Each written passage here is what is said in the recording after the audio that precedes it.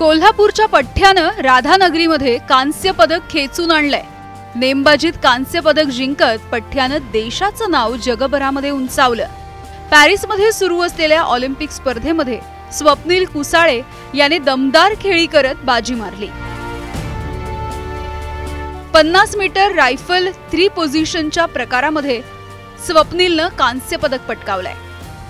Obviously एक proud feel होता है, आंखों में आंसू भी आते हैं जब इंडिया का फ्लैग एक दूसरे देश में हम लहराते हैं और जब एक अपना नेशनल एंथम चलता है तो जो भी हो जिस रैंक पे हो, लेकिन जब फ्लैग ऊपर जाता है तो एक अजीब सी अंदर से फीलिंग आती है, जैसे कि हमने इंडिया का नाम ऊंचा कर दिया।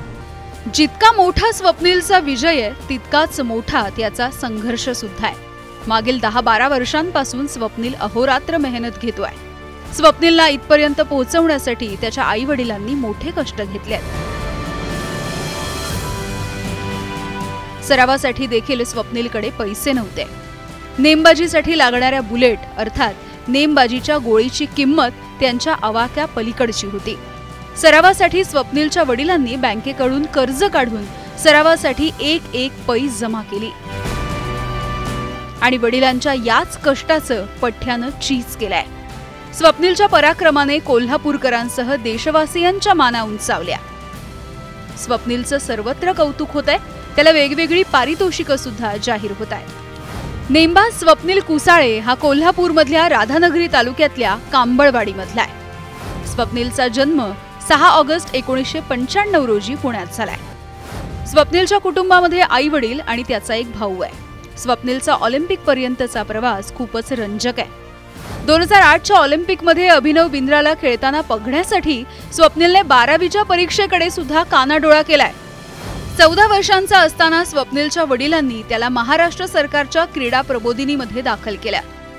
2009 मध्ये अवघ्या 14व्या वर्षी स्वप्नीलचा क्रीडा क्षेत्रामधला प्रवास सुरू झाला। नाशिक आणि पुण्यामध्ये स्वप्नीलने नेमबाजीचं प्रशिक्षण घेतलंय।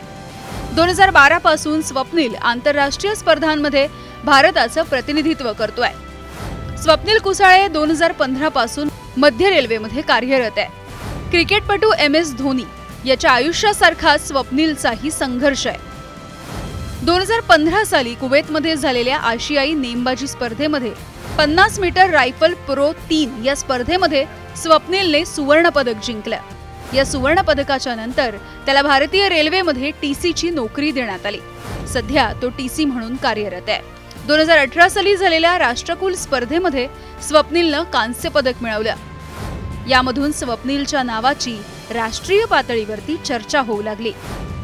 तिरुअनंतपुरममधील 61व्या राष्ट्रीय स्पर्धेमध्ये त्याने यशाची पुनरावृत्ती केली आहे आणि 50 मीटर रायफल 3 पोझिशन या स्पर्धेमध्ये आणखी एक सुवर्ण पदक जिंकलं। 2022 साली कैरो इथे झालेल्या जागतिक स्पर्धेमध्ये स्वप्नीलने 4थं स्थान मिळवलं आणि भारतासाठी ऑलिम्पिक कोटा मिळवला।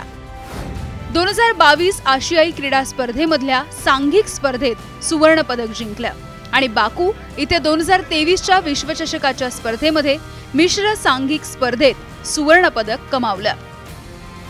तसंच वैयक्तिक आणि सांघिक स्पर्धेमध्ये 2 रौप्य पदकही जिंकली। तर नुकत्याच पॅरिसमध्ये झालेल्या ऑलिम्पिक 2024 या स्पर्धेत 50 मीटर रायफल स्पर्धेत 3 पोझिशनमध्ये कांस्य पदक पटकावलंय।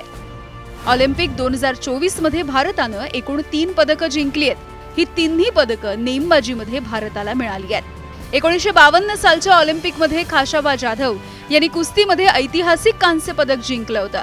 तसाच पराक्रम करणारा स्वप्नील हा दुसरा मराठमोळा खेळाडू बनलाय।